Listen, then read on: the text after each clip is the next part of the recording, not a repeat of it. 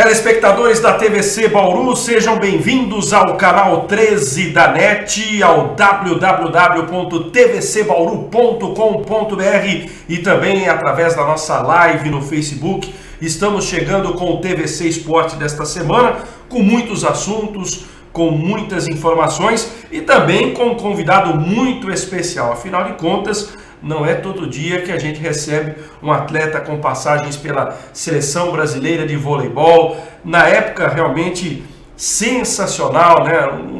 Vou dizer, o início da Era de Ouro, campeã olímpica, Seleção Brasileira campeã olímpica em 92. O Max fez parte do grupo em 93, do título da Liga Mundial, foi em São Paulo. Eu era garoto, rapaz. Meu cabelo era preto, eu tinha cabelo ainda, o cabelo era preto. Você é amigo do Tandy.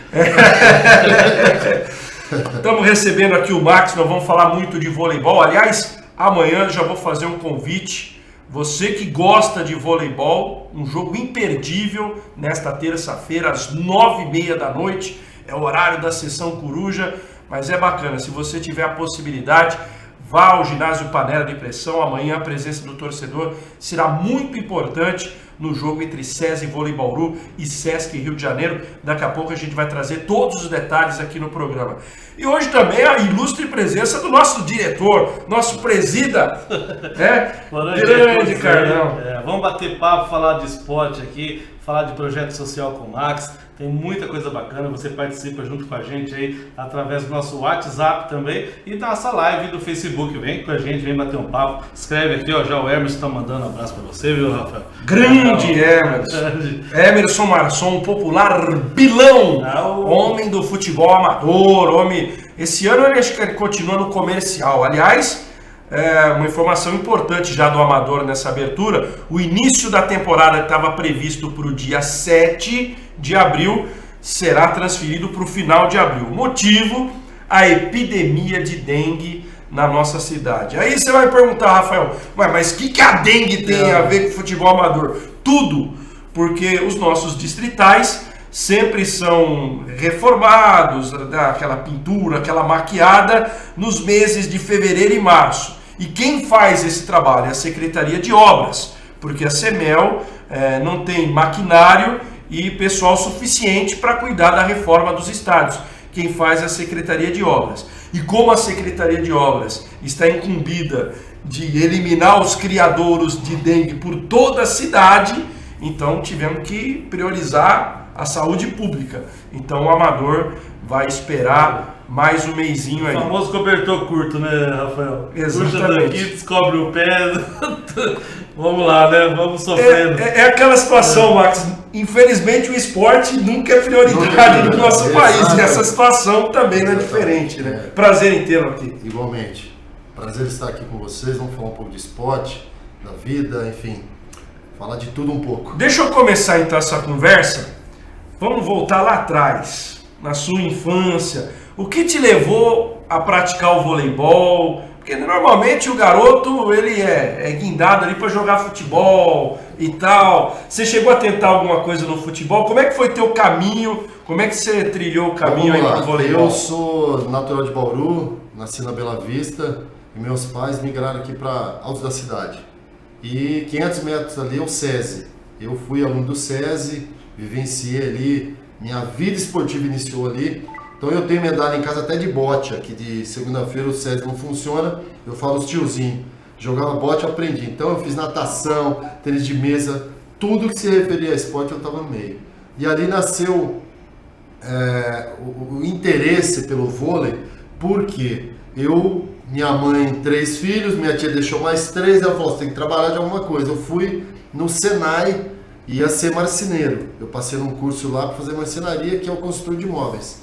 E o professor da situação me viu o potencial, chamou meu pai militar, inclusive até uma história engraçada, meu pai trabalhava no quarto BPMI, chamou lá no alto-falante, o coronel queria falar com meu pai entrou na sala, bateu continência, e o comandante falou, eu vim avisar que teu filho a partir de hoje é jogador de vôlei. Sim, senhor. Saí e lá estou. E isso tudo muito precoce, que 2 anos depois já estava na Seleção Paulista. 17 para 18 anos, fui para São Paulo. Eu cheguei em São Paulo, não conhecia ninguém da Nata. Ali já tinha Maurício, já tinha Gatão, Mosca, Douglas, a Nata da Pirelli e do Banespa. Cheguei muito humildemente, fiz amizade, mostrei o meu potencial e ali tudo começou. Quando eu voltei a Bauru, já tinha a imprensa local, vamos gravar. Eu falei, opa, aqui dá pra... Aí eu falei, pai... Peraí que o buraco é mais embaixo. Né? Aí eu tive uma proposta de Guarulhos, que era ali na ocasião singela, mas quase o dobro do que meu pai ganhava. Meu pai sentou comigo e falou, veja bem, eu tô aqui já há 20 anos militar, não vou ganhar metade, que é uma oportunidade. Aí eu me interessei, fui me qualificar no sentido de fundamento, aí a situação é mais dinâmica, né? Que o alto rendimento requer isso. E aí eu conheci o mundo do esporte e assim, me apaixonei até hoje, como a gente estava falando nos bastidores aqui, eu amo muito o social através do esporte, é uma inclusão muito forte, é uma ferramenta. O esporte é a melhor ferramenta. Na tua vida, na prática, o esporte foi uma ferramenta não só de inclusão, mas como de ascensão social. Exatamente. O esporte, o voleibol no caso, te permitiu a ter uma condição melhor, você também ter uma bagagem cultural, você acabou conhecendo o mundo, inclusive servindo a seleção brasileira. Nós viajamos, a primeira viagem que eu fui com a seleção foi para a China. Nós fizemos a adaptação e aí que a liga era no Japão, então eu fiquei na Ásia. Eu já senti ali 40 horas de voo nas costas, falei, chega, não quero mais não, já acostumado aqui nos busão e por aí vai. E é o bem que você falou, um momento que me emociona até hoje foi quando eu estava debaixo da Torre Eiffel, que eu vi ali nos cadernos, nos livros do SESI. Aí eu liguei para minha mãe e falei, chega a arrepiar. Eu falei, mãe, cheguei. Mas onde você tá? Tô na França. Eu não sei onde é isso, menino.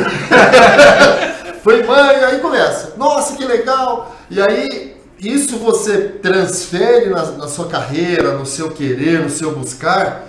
Fala, eu consigo, vamos um pouquinho mais. Aí vem Olimpíada, aí você entra num cenário que você fala, meu, é aqui que eu quero ficar. Só que aí você tem renúncias familiares, sociais, para ser alto rendimento.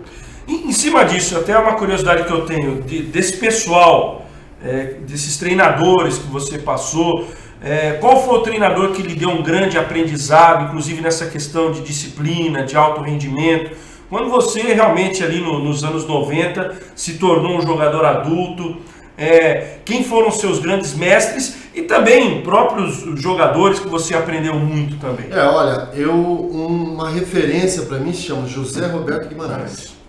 Ele foi meu técnico em Guarulhos e foi meu técnico na seleção. Porém, um fato que me marcou, quando ele chegou em Guarulhos, ele me sentou no campo, acabou o treino, ele falou, vem cá. Ele falou, começa a acompanhar que eu percebo que você é meio cru no sentido de fundamento. Começa a assistir o jogo olhando o atleta que faz a sua posição. Começa a acompanhar as referências que o Brasil tem em cima disso. E eu comecei. Aí ele me pegou, carrinho extra, que a gente chama treino extra, cansei de fazer todo mundo embora, eu ficava com mais 30, 40 bolas. Eu tenho os movimentos do voleibol, eu atacava muito fácil para cá, ele não, colocava um cone. Então ele fez a didática, o beabá, coisa bem tranquila para se chegar. Por que isso? Ele visualizou ali um potencial, tanto é que em 95 eu estava entre os melhores do mundo e eu estava para receber o prêmio de melhor atacante do mundo. E isso, para quem conhece, isso no meio de rede. Geralmente é ponteiro e oposto. Exato. E ele falou, para você ter uma ideia, o seu índice está tão alto que ponteiros que geralmente tem mais contato com a bola, você está muito acima da média.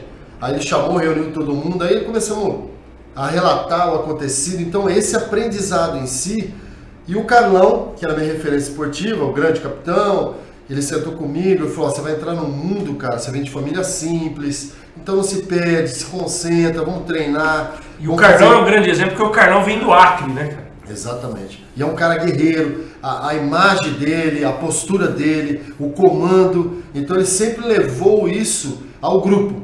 Então o voleibol, obviamente, é coletivo, só que você tem ali as suas vaidades pessoais, você tem as suas nuances de momento. Então a coisa foi acontecendo na minha vida, graças a Deus, de uma maneira bem tranquila e cada momento eu vivenciei como se fosse único. Então, eu fiquei ali 9 anos, né? Eu peguei a transição do Zé Roberto, depois o Idol Radamés, aí chegou, depois da Olimpíada de Sydney, eu fui transferido do Japão, fiquei mais 6 anos. Então tem toda uma história que você carrega, você chega no Japão, dá treino, suplementação, comprar maquinário. E aí eu falei, que hora que eu vou treinar? Não, você vai ver o vídeo pra mim, você vai montar a equipe. Só resumindo, de 14 jogos eu perdi 4 sets só.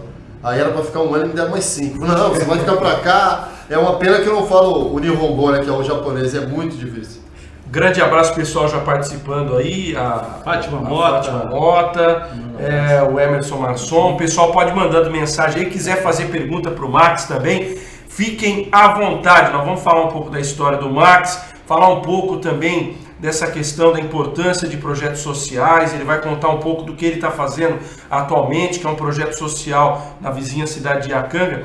Só para a gente finalizar um pouco dessa prosa da história, os mais novos podem não saber a história do Zé Roberto Guimarães, do qual o Max acabou de relatar aqui. O Zé Roberto, ele tem uma façanha que ele foi campeão olímpico como treinador, tanto na seleção masculina em 92, como depois na seleção feminina em Pequim 2008 e depois em Londres também, né, em 2012. Então o Zé, ele tem um feito que poucos no mundo conseguiram, que é ser campeão olímpico como treinador, tanto numa seleção masculina como feminina de vôlei. E hoje acontece isso no global, outros países vêm até o Brasil aprender a maneira, porque você tem o Bernardinho, que é uma referência muito forte no masculino, e o Zé Roberto, nesses 2 grandes que você passou. Então, o que é feito de diferente? O que o brasileiro faz diferente? Nós visualizamos assim, o material humano é muito fácil no sentido querer. O brasileiro é muito dinâmico. Ele se constrói muito e reconstrói. Ele se reinventa. Então, já o europeu, ele foca naquilo, não deu, ele tem a empresa. Eu joguei numa multinacional lá do Japão, é a maior empresa, no qual eles eram atletas, não deu, vai todo mundo trabalhar na fábrica.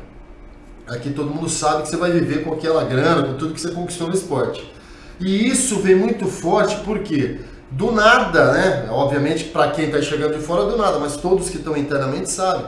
Os resultados, eles foram vir à tona, eles floresceram agora, na geração do Bernardinho, que ganhou tudo, ele estava em todos os pódios. É que nós gostamos sempre de ser campeão, mas ele estava ali com todas as medalhas, no pódio ele teve em todos. E isso lá fora é muito forte. Tá, vamos lá, aí começaram a visitar Saquarema, por que máquina que ele usa, o jeito que ele é, a postura dele. Hoje a Rússia, até eu vi nas redes sociais, ela tem um centro de treino muito forte, já visualizando o futuro. Que o material humano russo é 2,20, no nenenzinho já nasce com 1,5 m, né? Então... Hoje eu com 1,80 eu tô me sentindo baixinho aqui perto dos caras. Eu com 98 posso ser livre hoje no vôlei. Imagina os russos com 2 e tanto de altura. É isso aí. Então tem toda essa visão para o futuro de deixar a base, cai naquilo que eu te falei. Por isso que eu acho importante o projeto social, para você ter uma base, a reposição da peça, que obviamente é natural da lei, né? Que eu vou envelhecer, chegar a uma certa idade, eu não vou dar mais a retribuição esportiva como eu mereço. Aí você tem que a reposição da peça. Como nós vamos fazer isso? Vou estar exportando? Não. Então é importante o trabalho dentro de casa, buscar em escolas, buscar dentro da comunidade. Você faz essa base e vai alimentando o projeto já de alto rendimento existente. Isso é muito importante. Max, como que você focou? Porque a gente vê a história de muitos jovens que acabam indo para a área profissional, esporte de alto rendimento, e acabam se perdendo, né? Cabeça não acompanha, acaba fazendo besteira, às vezes estraga a profissão, às vezes se perde pelo caminho.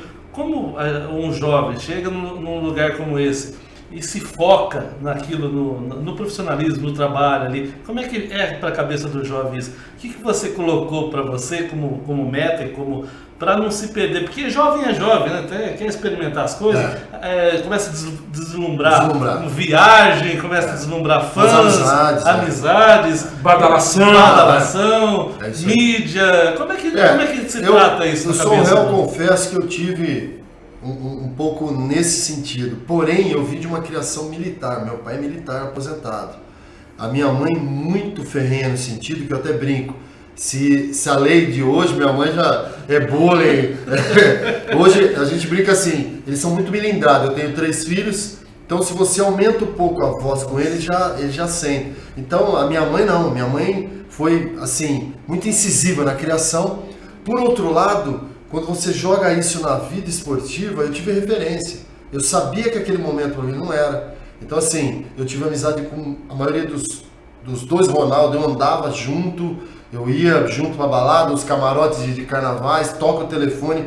Principalmente quando você está na seleção, você é um chamariz. Sim. Então você vai comer nos melhores restaurantes, você vai vestir uma camisa que é referência, o Max tem, e isso é normal. Só que para quem vem do interior, no meu caso, que sai de Bauru, você vai num cenário desse, então você abre um momento de festividade, as pessoas mais famosas do Brasil estão ali dentro chamando pelo nome.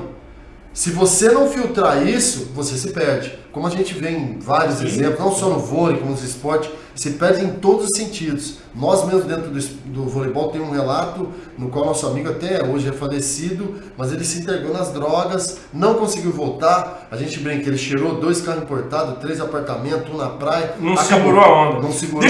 Deixa eu até em cima disso fazer uma situação oposta, que eu acho legal o teu relato.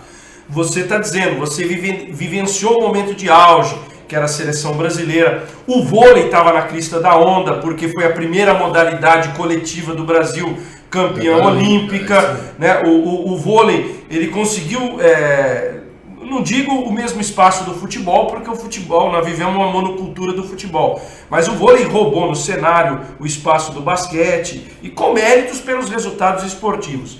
Mas a minha curiosidade é a seguinte: como é que você administrou depois que isso passou? Porque aí terminou a sua carreira como jogador, terminou a badalação, aí o Max não era mais chamado para o camarote da Brahma no carnaval, não estavam chamando mais o Max para programas esportivos. Quer dizer, o Max deixou de ser midiático. Como é que você administrou essa situação pós-carreira? Porque eu acho que é um grande... Quando eu entrevisto o ex-atleta, a gente brinca que o atleta tem 2 momentos terríveis na vida. Um quando morre, mas quando ele encerra a carreira. Como é que foi administrar isso aí? Quando eu comecei a pensar no final de carreira, eu estava no Japão. E algumas lesões crônicas começaram a vir à tona, eu com uma certa idade. Eu vinha passando ali por uma situação término de relacionamento, eu com um filho pequeno, enfim. Eu aprendi uma coisa muito no Japão: você está onde seu coração está. Então eu queria estar no Brasil. E aí, vou parar minha carreira, legal. Eu vou para o interior, é um outro agravante. As coisas aqui acontecem de uma maneira mais tranquila. Só que aí fica a amizade. Então hoje, redes sociais, nós temos o Lendas do Vôlei, no qual estão geração de prata, a nossa geração é atual. Só que vamos transferir, eu não jogo mais. Então assim, como eu vou administrar o que eu conquistei? Da onde eu vou tirar uma renda? O que eu vou fazer em Bauru? Que agora sim, nós temos grandes projetos, mas quando eu parei, coisa de 12 anos atrás, tinha ali na Luso, tinha demolição do BAC, acabando com o ginásio da Luso, não tem mais o BTC, acabou bancada. Eu falei, cara, eu vou dar vôlei aonde? Então você começa a falar, esse é meu mundo. E assim, no meu currículo, vamos transferir aí a Canudos, né, que a gente fala. Então assim, eu fui o máximo que poderia no esporte. Eu cheguei a 3 convocações olímpicas e fui para 2. Liga Mundial, Sul-Americano, Copa América. Eu ganhei até campeonato de condomínio, eu ganhei. Só que aí, vamos lá, como é que Bauru vai absorver isso e me aproveitar? Não tinha, não tem. Então hoje sim, existem grandes projetos, você tem como está embrenhado, troca de informação, isso funciona, isso não. Aí surgiu a ideia, que eu sempre bati nessa tecla, de você fazer a inclusão social através do esporte. Você tem essa carência, você tem o material humano, e aí eu falo, tá, eu vou sobreviver do quê? Tá, eu vou comer e beber do quê? Até porque, quer não, você tinha um padrão de vida quando era um atleta competitivo, com alto salário. O vôlei não tem o mesmo salário astronômico do futebol, mas não é um salário ruim. Exatamente. Né? E tudo muda na sua vida. De repente você sai de um padrão de vida que você está acostumado e você vem para um patamar E o detalhe inferior. mais importante, isso eu deixo como experiência de vida, o pessoal que está na ativa hoje, sim, procura já ver você daqui a 4, 5 anos, porque eu aprendi o seguinte, nós tivemos uma palestra, eu acabando a carreira, eu falei, pô, por que eu não dei essa palestra antes? Teve uma palestra com um educador financeiro que ele fala o seguinte, vamos lá, hoje o seu padrão, só para ilustrar algum número, você 20 mil reais. Quando você parar, quanto tempo você suporta com 20 mil reais? De repente você vai acabar com todo o dinheiro que você guardou? Tá. Qual é o padrão de vida que você tem? Eu tinha na minha garagem 3 carros importados, um apartamento na praia, morava em condomínio. Então você fala, então ele falou, então vamos lá. Como é que você vai manter tudo isso? Quando você joga, é como você falou, dia tal, tá na conta, o patrocínio legal, aí você ganha o melhor do mundo, você ganha o melhor atacante, você ganha o campeonato, tudo isso vem somando. Tá, você não joga mais. Aí você olha e fala, eu sei fazer o quê? Então assim, eu só sei falar do esporte, só sei fazer esporte. Tá, mas aqui em Bauru não tem o que você busca. Aí você começa, eu montei uma empresa de aparelho de ginástica, aí eu fui pro ramo de metalurgia, meu Deus do céu, aí você fala, eu tenho máquina até no Japão. Aí você tem que aprender uma coisa que é administrar negócio. E talvez você não está preparado. Não é, e não adianta. Aqui a gente sempre brinca, cada um no seu espaço. Aí você tem que se aproximar juridicamente, você tem que se aproximar o chão de fábrica, você tem que se aproximar de uma empresa que nem o Senac, o SESI, é curso em cima de curso, e o tempo vai passando. E aí chega um momento que você olha para trás e fala assim, tá, o que eu vou fazer da minha vida? Como é que eu vou levar isso para essa criança? Que eu vou fazer de exemplo para o meu filho? Porque hoje eu olho para o meu filho, meus filhos olham para mim e falam assim, tá, meu pai foi um jogador de vôlei, legal, tá, mas e o que eu vou ser se eu não quero ser jogador de vôlei? Como é que eu vou manter esse padrão que ele vai deixar para mim? Como é que eu vou tocar a vida dessa maneira? E eu acho que a tua geração teve um agravante, que hoje isso é um pouco mais suprido. Hoje, o jogador que está se aposentando, ele tem mais possibilidade de estar no meio do vôlei, porque novas funções foram criadas, não só no vôlei, no futebol, o esporte. Hoje o esporte está num nível profissional tão elevado que o cara vira gerente da equipe. Vê-se o pessoal do basquete, o Vanderlei, basquete nato, campeão por Bauru, era gestor do vôlei. Exato. Você criou a figura do atleta que tem a experiência de ter sido atleta com a experiência administrativa.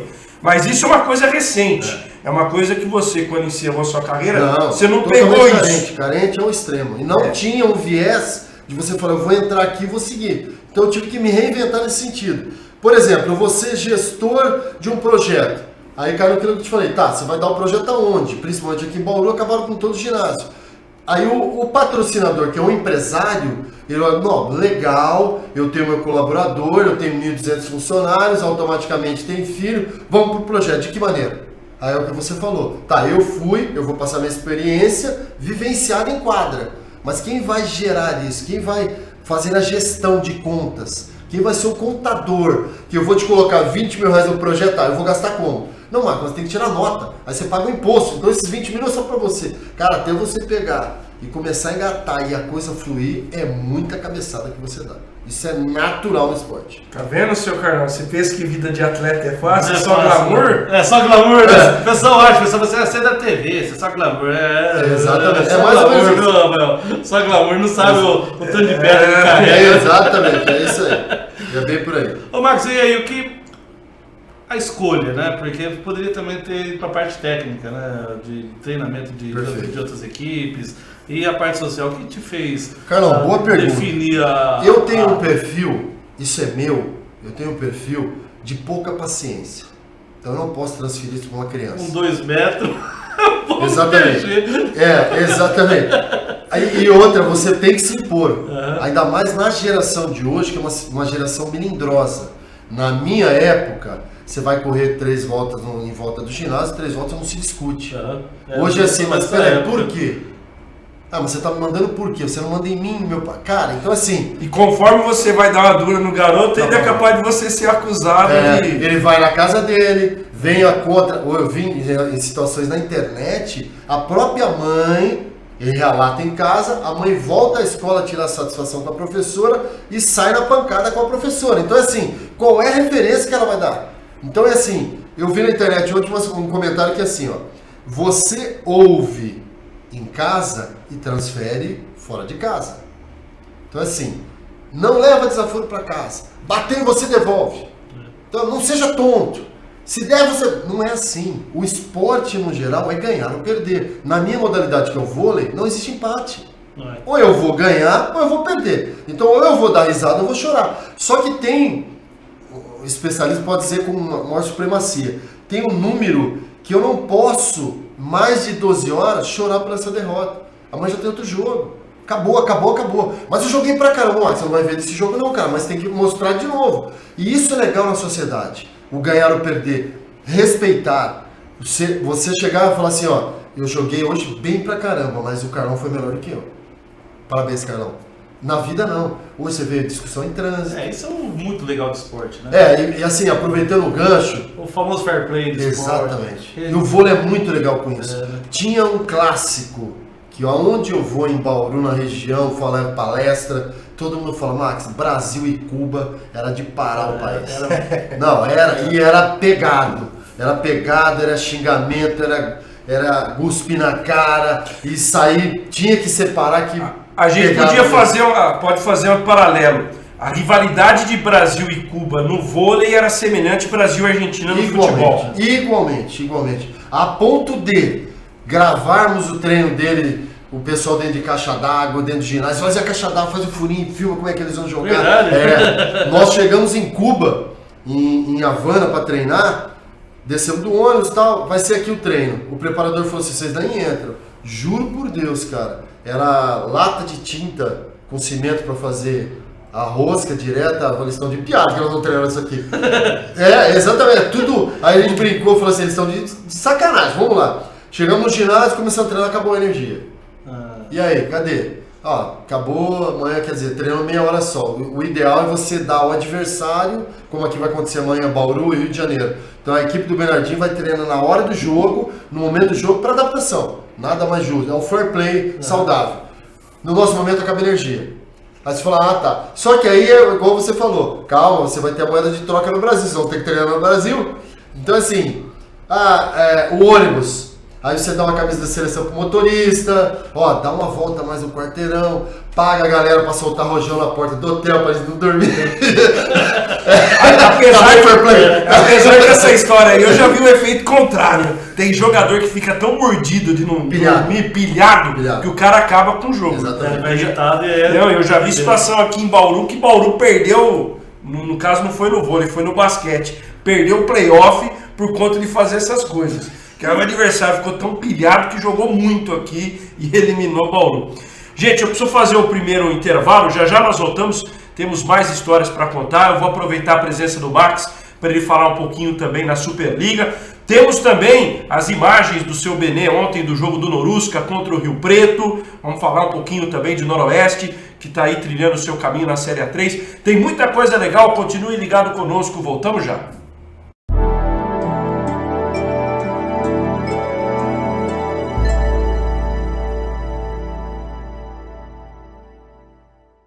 NetDigit Telecom, a internet com sinal mais rápido, transmitido através da fibra ótica. Sua conexão garantida com muita qualidade e velocidade. Rua Antônio Alves, 3232, Vila Aeroporto. Telefone 3201-3000. Fique atento, não perca o sinal. NetDigit Telecom.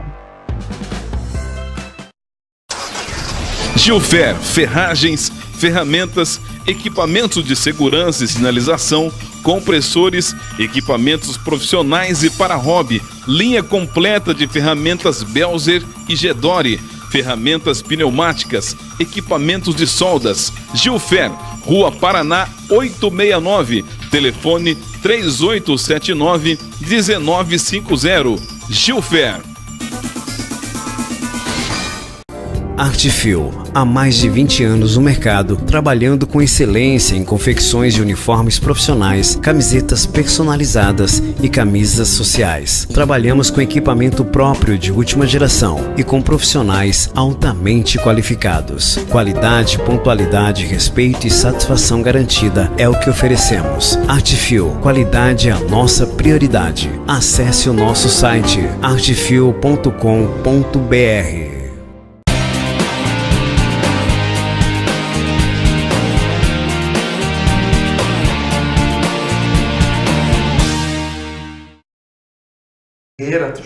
Estamos de volta! O intervalo tá melhor do que o programa.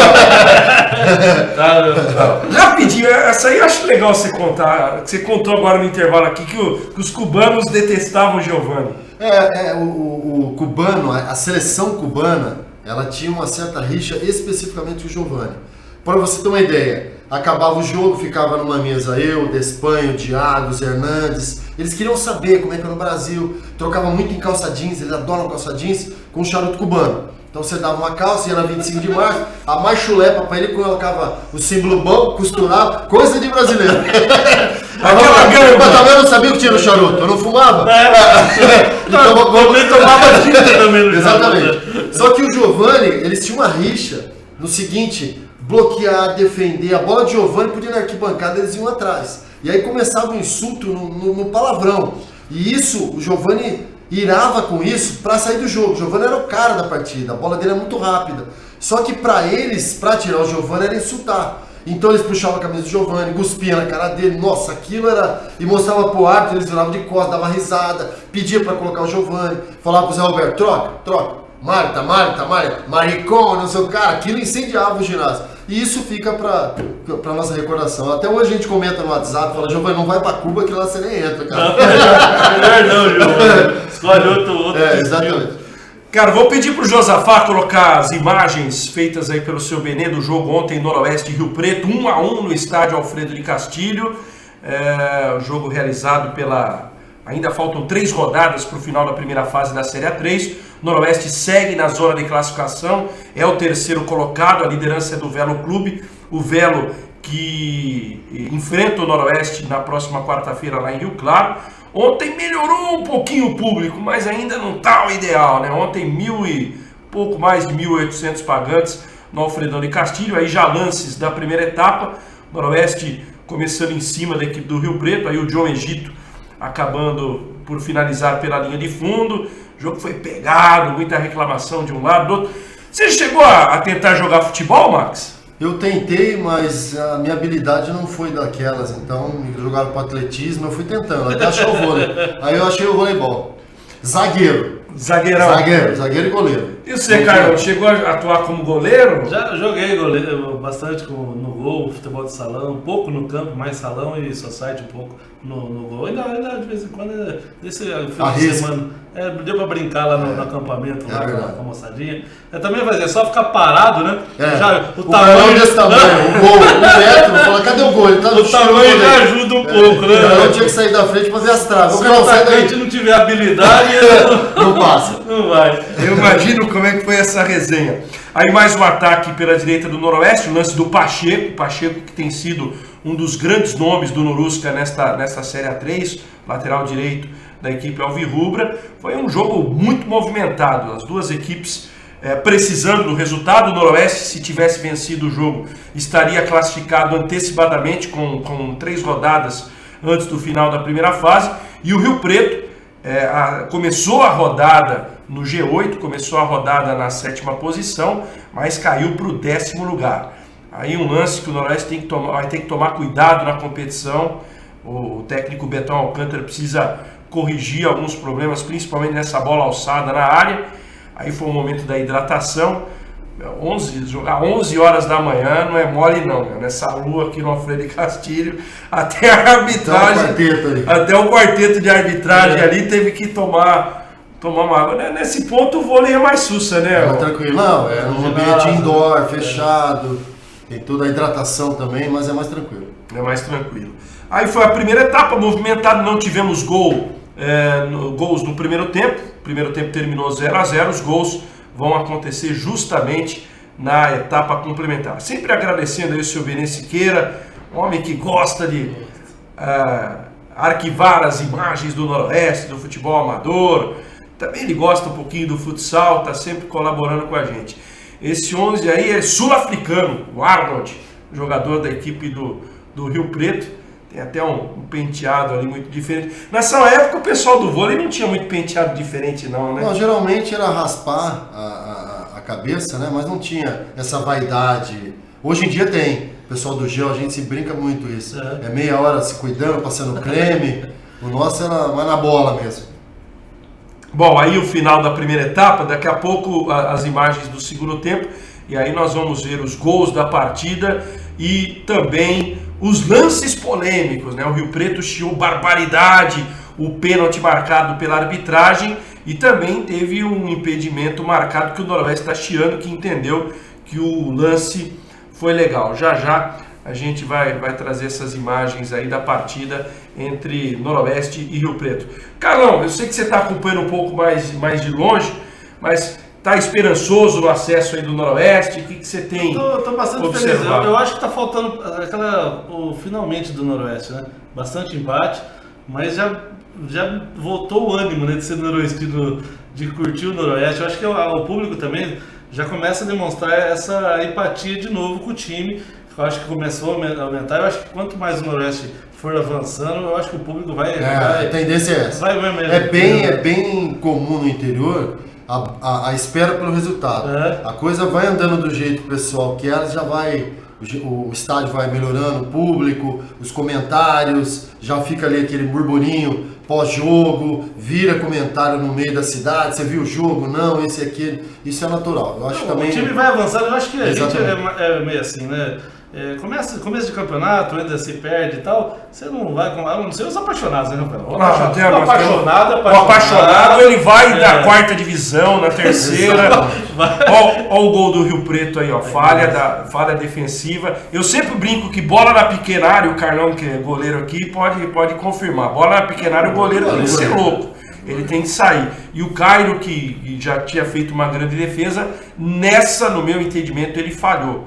Na bola alçada na grande área, ela foi ali na pequena área, a zaga ficou marcando a bola e aí facilitou a vida para o Gabriel Barcos, que é de Bauru, inclusive, o centroavante da equipe do Rio Preto, começou no futebol amador aqui, foi lançado depois nas categorias de base do Noroeste, aí rodou e agora ele está jogando pelo Rio Preto, fez o primeiro gol da partida, 1 para o Rio Preto, 0 para o Noroeste, isso com 5 minutos da etapa complementar.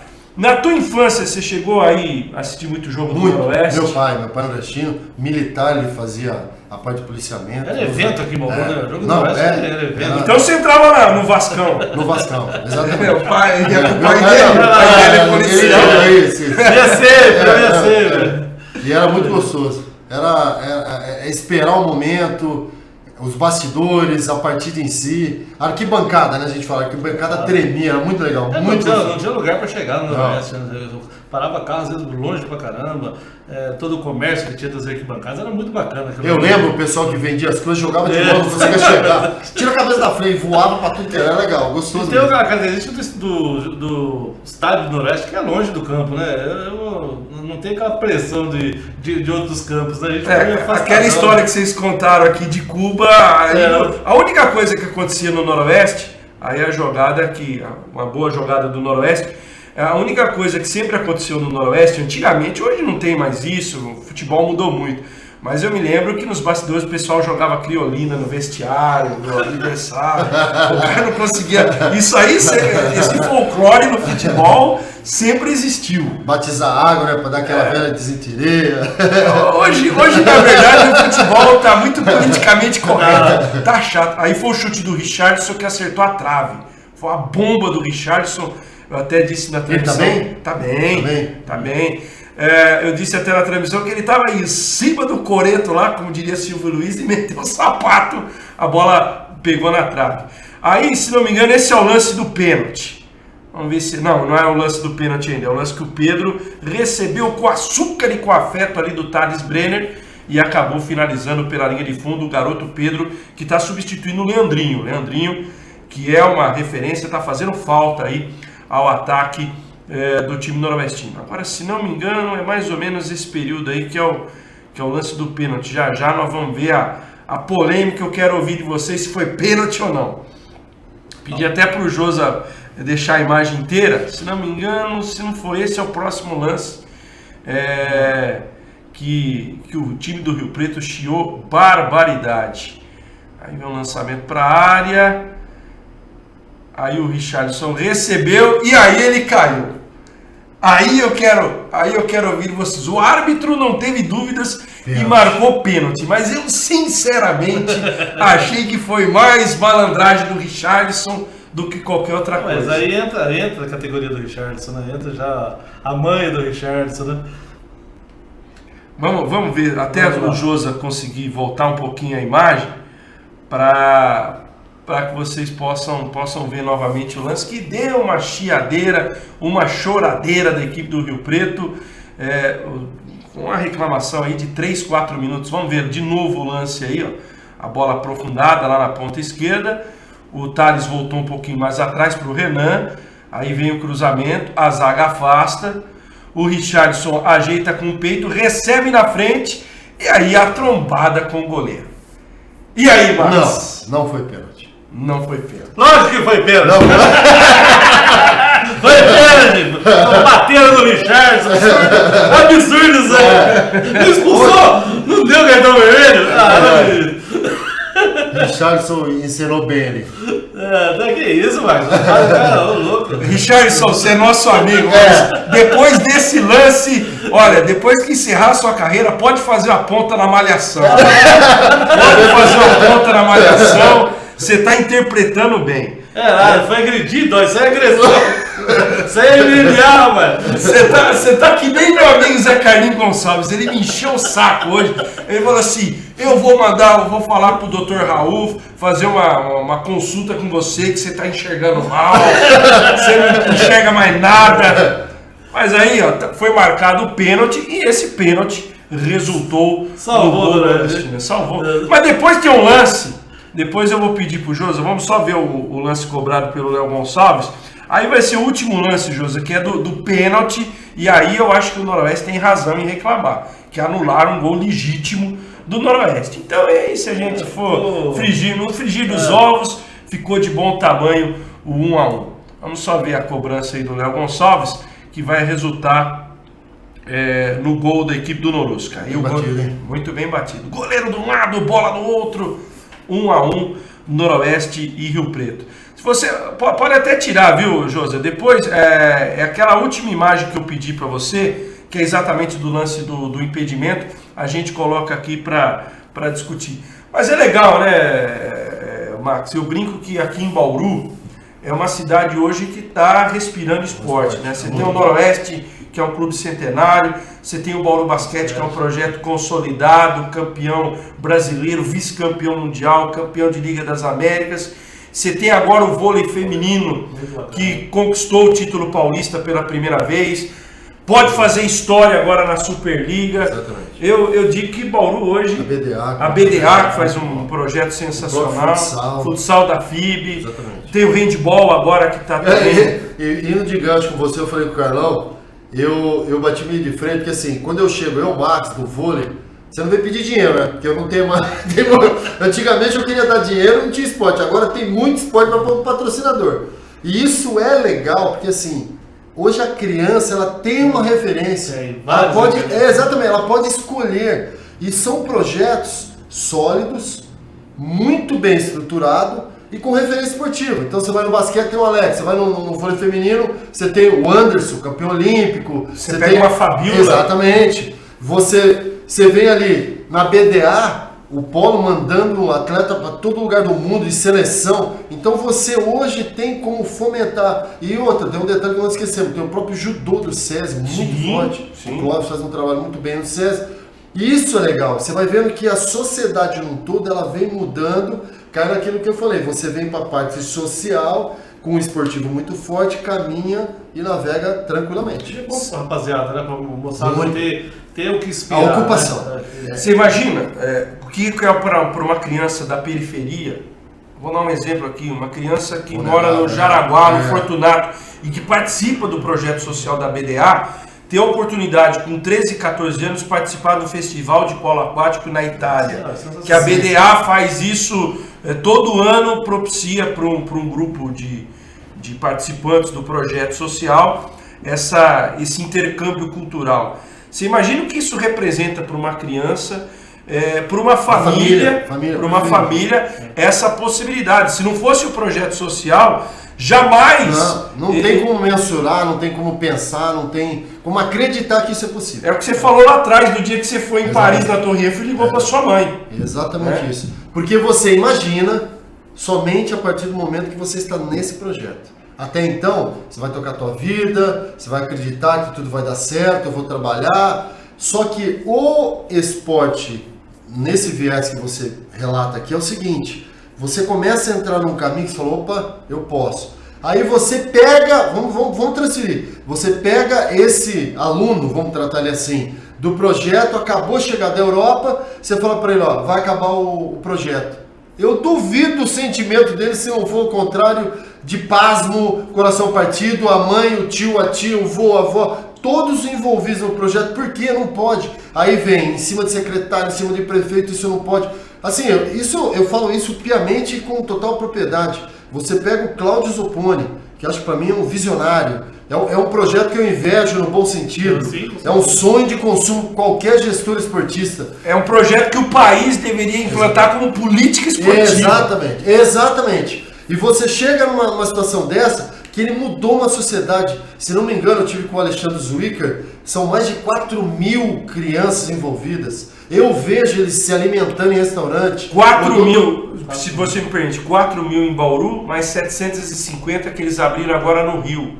Eles pegaram o complexo ali do Maracanã, não o Maracanãzinho, mas ao lado que, na verdade, iam abandonar. Abandonado, estava abandonado. Estava abandonado, pegaram e já tem mais 750 crianças ali no polo aquático. E aqui é atletismo, natação, polo aquático, é impressionante. E é tudo assim, nutricionista, odontologia, psicóloga, educação. Todas as pilastras que tem que ser necessário, ele tem. Assistente social que vai na casa da família, vê a questão de vulnerabilidade social. E por que não vem? Faltou? Você tem atendente ligando? Cadê o aluno? Por que está acontecendo? Eu tenho certa dificuldade, então nós vamos buscar dar esse suporte, o ônibus passa na porta. É assim, é o que você falou, isso tem que ser referência no Estado e por que não no Brasil, entendeu? O importante é a quebra daquele paradigma negativo, que a criança, geralmente de periferia, não tem muita perspectiva, né?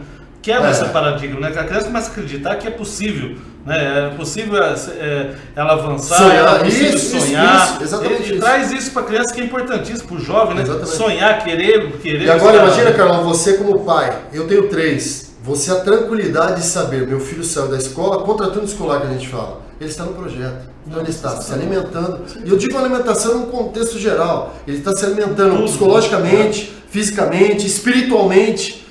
Quando isso chega em casa, ele está cansado, no momento saudável, você vai ver que ele vai se recuperar, ele vai dormir, e a mãe vai falar, mãe, amanhã eu preciso dormir cedo, que eu tenho escola, e tem projeto. É a integralidade do ser humano. E outro paradigma que é quebrado, que por exemplo, nesse projeto da BDA, o menino da Zona Sul treina junto com o menino da periferia, também, né?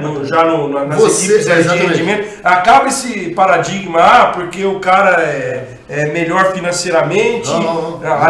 Ali acabou. Na hora que entra na piscina, não tem o menino da Zona Sul, não tem o menino da periferia. É a equipe da BDA que vai representar o projeto. Você vê de frente assim, ó, o que eu sempre falo nas palestras é o seguinte: numa atmosfera esportiva. Então vamos visualizar aqui Bauru Basquete jogando a final. Ali você vê o cara mais simples, o cara mais abonado da sociedade.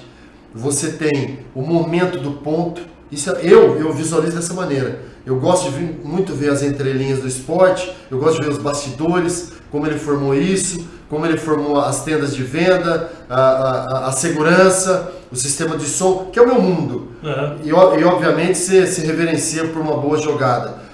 Então vamos tratar o Alex Garcia. Então ele fez uma linda jogada, você percebe, chega a arrepiar, a coisa é da alma, né? Ele faz aquele momento, olímpico naquele momento, aquela jogada linda, ele levanta a mão gesticulando, todo mundo aplaude, você vê que a torcida em si, todos focado nele, olhando para ele. Nós tivemos uma palestra na seleção que ela dizia o seguinte: pela atmosfera da seleção, nós estamos ganhando tudo. Ganhamos Liga Mundial, Sul-Americano, foi o ápice. Eu tinha acabado de ser campeão brasileiro, melhor do Brasil, aí fui para a seleção, enfim. Ela fez uma palestra com nós, ela falou assim: vocês têm o comando do gesto, cuidado na emoção do ponto, porque você faz assim, eles invadem.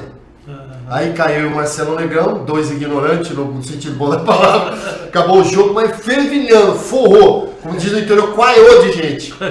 Aí os batedores, policiais, fecha a cortina do ônibus, ninguém abre, o seu Marcelo Negrão tira a camisa. Quem quer a camisa? Meu Deus do céu. Cara, o ônibus balançava. E o Zé Roberto, pelo amor de Deus, não faz isso. O Tandy, silêncio. O Tandy me tirou um saxofone. Quem descobrir qual é a letra da música ganha a camisa. E na brincadeira, é fulano de tal. Cara, eu sei que começaram a seguir nós do ginásio ao hotel. Aí começa o pisoteamento, tem que tomar um certo cuidado. E ela falou, ó, tá dentro da atmosfera, que chama bolha, né? Essa bolha. Então assim, qual é a atmosfera do jogo? Isso é muito no futebol. As torcidas nem jogou. Palmeiras e Corinthians nem jogou, o pau já quebra lá fora. Pô, mas peraí, eu nem ganhei, nem perdi. Por que você vai bater em mim? E isso é socialmente falando. E depois do jogo, o frentista, ele tá ali na bomba, vamos tratar ele como assim: olha aí, ô corintiano, pô, mas sacanagem, igual você falou agora, não, o Richard se encenou, não foi pênalti. Cara, isso passa na sociedade da tua maneira, cara, que começa a vivenciar, você não vê a hora de ter outro jogo, que tem uma polêmica, e é isso que é legal do esporte, cara. Então, é isso que fomenta o esporte. Você sente falta daquelas antigas provocações, que eu lembro quando eu era moleque, tinha muita provocação de um jogador, de técnico, e hoje ficou tudo politicamente correto. Hoje tá muito chato. Hoje tá chato, né? Cara, como o futebol tá chato, cara. O cara chama assim, não, eu quero ver aqui, vocês não aguentam nós. Eu me lembro que antigamente o Viola imitou o Porto e provocava o Palmeiras, e o Palmeiras retrucava. Então, hoje você faz alguma provocação, cara, então vocês têm que tomar cuidado que isso volta no que eu te disse. Isso vira ofensa. Então ele se sente ofendido, ele quer retribuir através de pancada, de violência. No nosso momento era gostoso. Você sabia, por exemplo, Palmeiras pede pra todo mundo, menos pro Palmeiras. Aqui no Corinthians, eu tenho uma prima que é diretora do Corinthians, mas não tem nada verde. Não tem. Até a árvore começou a ficar muito verde, pinta ela, se vira, mata ela. Porque assim, é tão forte a situação, tudo menos o Palmeiras. Então, tem uma piada não, tinha na televisão, que é, se o Corinthians vai jogar, lembra de passar, vai tudo quieto, aquele silêncio. Ele queria dizer o seguinte: todas as outras torcidas estão torcendo para o Corinthians, de uma certa maneira. Ao contrário. Ao contrário. Que tomara que ele perca. Mas o momento ali é do Corinthians. E aí eu tava em São Paulo, sai um gol, mas de longe você ouve, aí um panelaço. Ó, o Corinthians fez o gol. Como você sabe? Ó, a barulheira. E isso é a torcida contra. Vaiando, foi, não foi. Você sai o síndico, aí corintiano, perdeu, e não sei o quê. Isso é legal pra comunidade. Meu prédio ferve lá. Não é verdade? Ô Max, nós estamos chegando quase no final. Vamos falar um pouquinho do teu projeto. Vamos mostrar o lance agora do impedimento. Obrigado aí, Josi. Eu fiquei realmente na dúvida. Pra mim... Cadê o tira-tema que eu também? Pra mim é a mesma linha. É que nós não temos o ângulo. Eu sou coitado. Ele faz com uma câmera só. Mas na hora do passe, a impressão que me passa é de mesma linha. Posso estar redondamente equivocado, mas aí o gol seria legal. Então ficamos em casa, vai, 1-1, placar. No frigir dos ovos, ficou tudo em casa aí. Um bom resultado para o Noroeste, nem tão bom para o Rio Preto. E quarta-feira tem mais do Lusca. Queria que você falasse duas coisas, do teu projeto social e do que você espera para amanhã, esse início de playoff entre SESI e SESC, pelo que você tem visto na Superliga. Eu até brinquei hoje de manhã com o Reinaldo Mandarite, é o seguinte: esquece tudo. O time do Bernardinho é uma equipe que sabe jogar, ela joga o jogo. E eu tenho isso comigo, eu sempre falei com eles o seguinte: o ganhar ou perder agora é perna, que a gente fala, né? Condição física. De igual para igual, teoricamente o time do Bernardinho vai errar pouco. É o que você se espera. Só que eu falei, é a nuance do jogo, cada momento. Porém, eu ainda visualizo, se o Bauru sair na frente, um set legal, tem muita chance de levar um 3-0, 3-1 para trazer para nós. Se o jogo for pegado, psicologicamente, o time do Bernardinho tá na frente. Cai naquela, pô, mas de novo... É a maior experiência de participar desse tipo de jogo de playoff. Exatamente. É um jogo diferenciado. Ele é diferenciado. Só que por exemplo, toda a comissão técnica do Bernardinho foi a nossa do masculino. E eles trabalham isso muito claramente. Nesse exato momento, na viagem, não coloca pressão nenhuma. Tipo, eu vou jogar amanhã, Max, relaxa, faça o seu melhor. Não tem aquela, você vai ver amanhã o ginásio lotado, vão vaiar na tua cabeça, tranquilo. Por isso que eu falo que ele preza muito esse momento do jogo, na hora do jogo no ginásio. Então, assim, para resumir a tua pergunta, eu acredito muito assim, parte física legal, em cima no casco que a gente fala, aí vai pra cabeça. Não desesperar, no momento jogar, catar no bloqueio e sair recuperando de novo. Não queira buscar o tempo inteiro o ponto. Ele sabe jogar o jogo. A equipe sabe o comando dele. Você pode ver, é muito característica dele, ele vai com fone e tal, passou do 15º ponto, pode ver que ele tira, ele cruza o braço e fala, agora chegou a hora de fazer o que eu pedi. Aí é só estatística. Não tenta fazer diferente. Ele assume o ponto. Você pode ver na hora quem repara o jogo, ele dá onde você vai sacar. Sacou ali, aonde ele pediu, pelo gesto ele põe. Fez o ponto, no tempo ele fala, por exemplo, você vai atacar na diagonal pequena, mas foi pra fora, calma, o erro é meu. Isso dá tranquilidade. Pra quem joga é isso. Você busca, eu sempre brinco assim, conforme a importância do jogo, a bola vai ficando parecendo aquela bola do parque de diversão. Então você vai assim, é igual basquete. Pô, lance livre, torcida atrás da tabela ali. Se eu faço esse ponto, prorroga. Se eu perder, acabou o campeonato. A tabela vai ficando pequena, a mão tremendo, a bola, por mais que cada um faz um jeito, o ar fica pequenininho. Você já olha, parece que a altura tá diferente, não dá pra mexer nisso aqui. E isso é amanhã. Se você fizer um bom primeiro set, fatalmente você vai levar para um jogo fácil.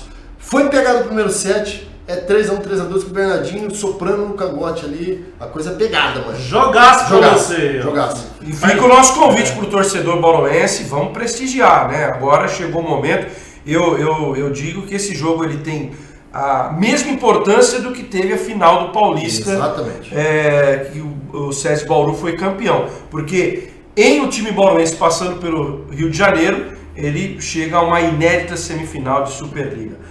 Max, eu quero que você venha uma outra vez para a gente falar especificamente do projeto lá em Acanga. Projeto de Acanga, social, com tranquilidade a gente volta aqui.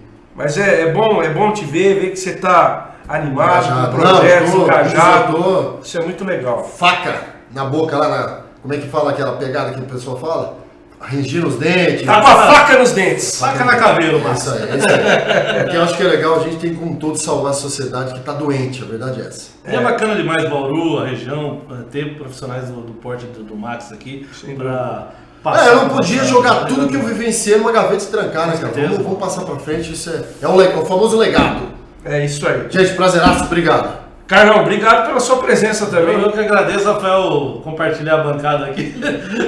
Confesso que eu não ando muito acompanhando o esporte pela correria do dia a dia, mas é sempre gostoso falar de esporte e principalmente das paixões como bauruense.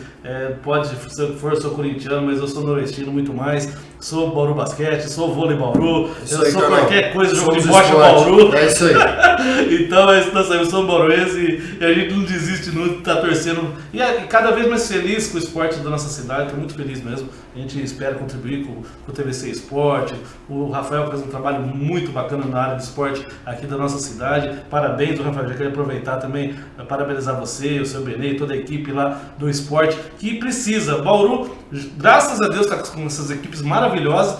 Tem profissionais também na área de comunicação sensacionais como o Rafael e a gente fica muito feliz e bem informado também sobre o nosso esporte aí. Valeu demais aí, Rafael. Valeu mesmo. Semana que vem nós estamos de volta para falar mais do esporte bauruense, dos resultados do vôlei. Basquete também tem um jogo importante essa semana contra o Paulistano pelo NBB. O futsal estreia na Copa Paulista. O Noroeste tem 2 jogos importantes. A gente conta tudo isso segunda-feira que vem aqui no TVC Esporte. Um grande abraço e até lá.